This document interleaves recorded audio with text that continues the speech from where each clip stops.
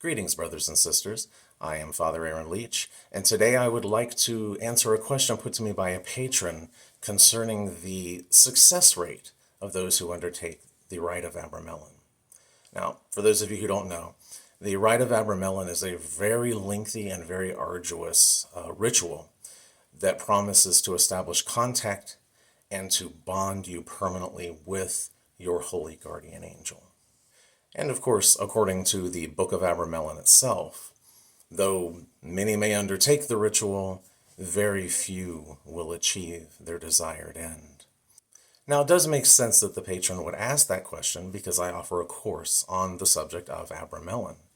And he would like to know, of all the people that come and take that course, how many of them succeed at the rite.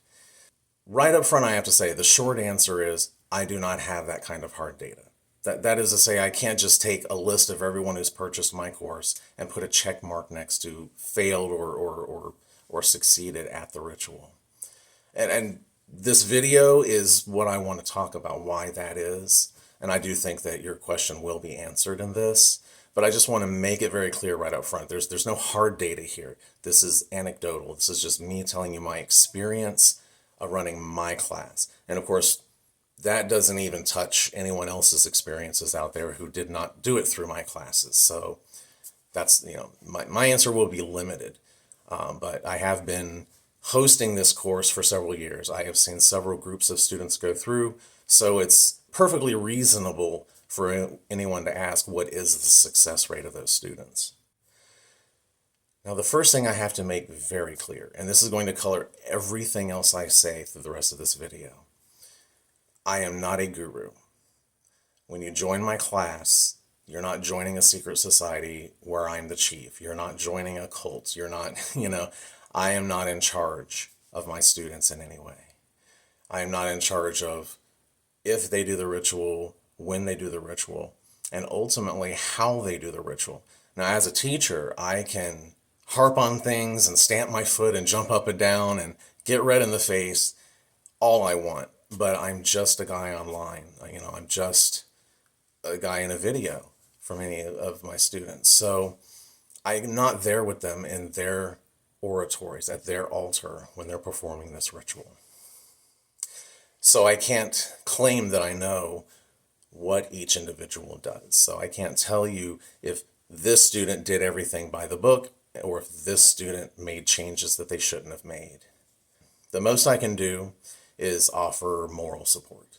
So my students undertake the rite after taking my classes, and I also offer consults if they find themselves in the middle of the ritual and they have a question or they feel lost or overwhelmed and they need some direction, some moral support, maybe a pep talk, then I'm there for that.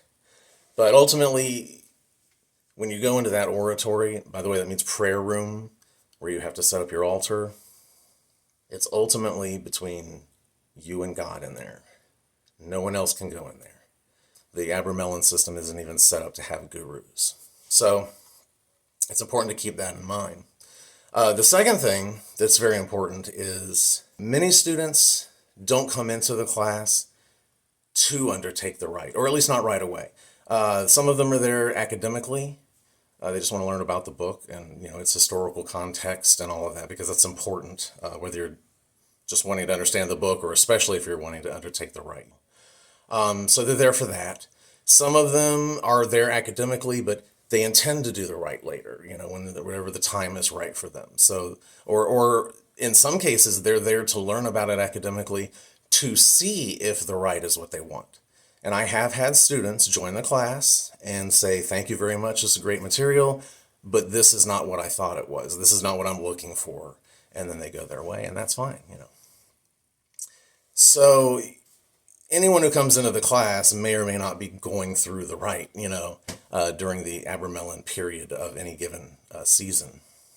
The next thing that's very important here is that each person who goes through the ritual, it's going to be very personal for them, and it's very hard to gauge success or failure. There are people who undertake the ritual and feel like they failed, and this is more common than you'd think.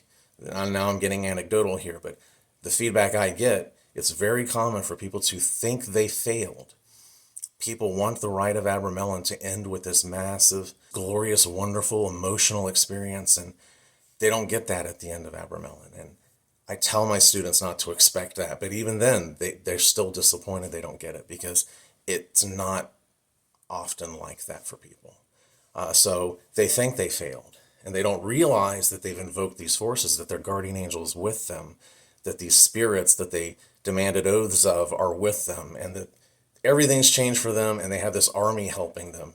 But it's going to take them months, if not years, to open up to that fact and learn how to work with them.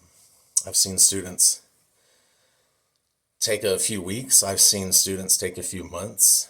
And I would say in all the years I've done this, I could really count on one hand the number of students who have earnestly undertaken the ritual. And as far as I know, we're doing it right. But even after going through the entire thing, nothing happened for them. And then they ended up moving on somewhere else. And again, I'll say, just that experience changed their lives in some way. But that path wasn't for them.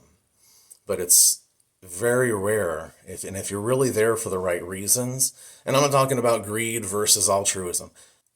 If you're not there because you think Abramelin is going to solve some specific problem in your life, that's a very big fallacy. You're not doing Abramelin to make a wish.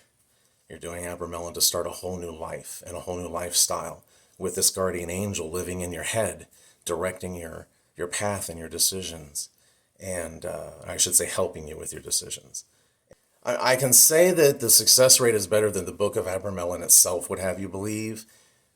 It was being written at a very specific time and in a very specific place and by a very specific person who felt that there could only be like maybe 5 people in all the world who had this bond with their holy guardian angel. And the reality is, and I talk about this in the classes, that this process, this Abramelin ritual, it's not the only one in the world. Every other religion has a version of this. And there are people going through, if you want to become a monk in the Catholic Church, you go through something like Abramelin in order to bond with the Holy Spirit. In Santeria, in order to become sainted. To become sainted means to have the Orisha put to your head. There are hundreds, there are thousands of people walking the earth right now who have that connection. So no, it's not a 5 or 6 people in all the world kind of thing. It's just a matter of whether it is really your path. And that is between, like I said, you and God alone. So I really hope that answers the question. It's definitely not as futile as as many people make it sound. The ritual is not as impossible to perform as most people make it sound. It is arduous. It is lengthy. What I really feel and what I have seen is that there are those who will open the Book of Abramelin and read it, and they will simply know they have to do that. And it's a calling. And it's not something you can just choose to do because you want to achieve some personal goal. It's something that you're kind of told you have to do. And if that's the right reason, if you're there for the right reason, because you've been called and because it's something you have to do, then I do believe, regardless of what degree of success you have, you're going to be changed by the experience. So that's my answer to that. And I wish you luck in your path. And blessed be.